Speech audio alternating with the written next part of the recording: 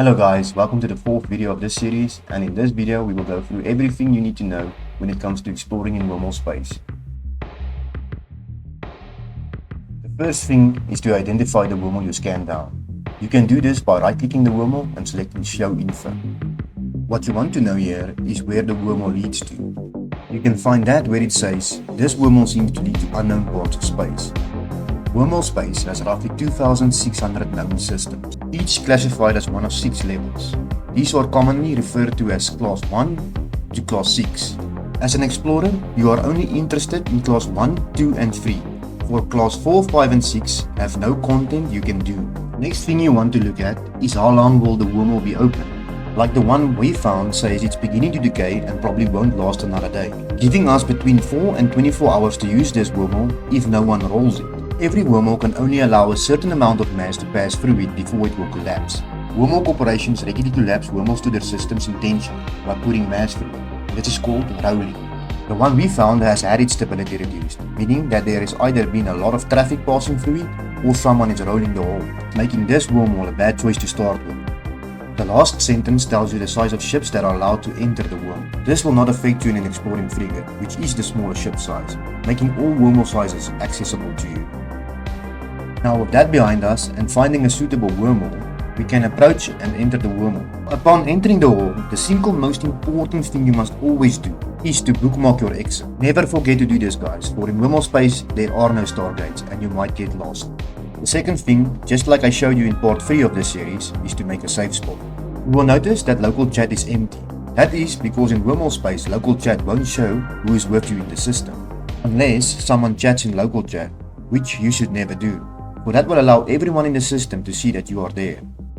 In wormhole space, your D-scan is your most powerful tool, and you will get most of your information from it. Another tip I can give you guys is to always check the player stations in the system. By warping 100 km off of the station and simply looking at the station, you will see a number in brackets. This number indicates how many players are docked on that station. You can also search the corporation and system on ZQ board, just like I showed you on the third part of the series, to see what times they are active and also to see what ships were destroyed in the system. Now, in regards of saved information, I believe that is that. All you need to remember is to always sit on your safe spots while scanning and check your D-scan as much as possible. Your most vulnerable times would be while you are busy hacking in a site, so at these times be extra careful. Most of the times wormhole space is very quiet.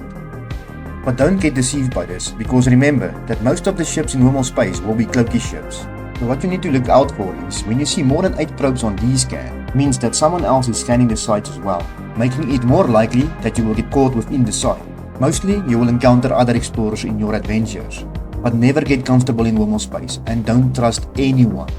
Always assume you are being hunted, and when you see comet probes it's better to tuck tail and leave the system. The other thing you guys should know is that there are combat relic and data sites you should avoid. These sites are usually level 3 scanning sites and are always more than 1 astronomical unit away from any celestial.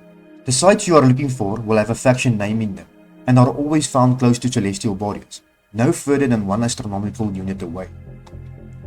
I have covered most of the information needed to explore in all parts of space using a starting exploring ship. There are still other sites like sleeper caches, drone data sites and combat relic and data sites, which you can do in the future when you have the skills and the ships to do so. But for now, make mistakes, learn out of them and have fun. Well guys, this is the end of your New Bro journey. I hope you guys found the series useful, and if you have any questions or need any help whatsoever, feel free to leave a comment. I will be happy to help you guys. Thank you for watching guys. I hope to see you guys very soon, and as always, fly risky.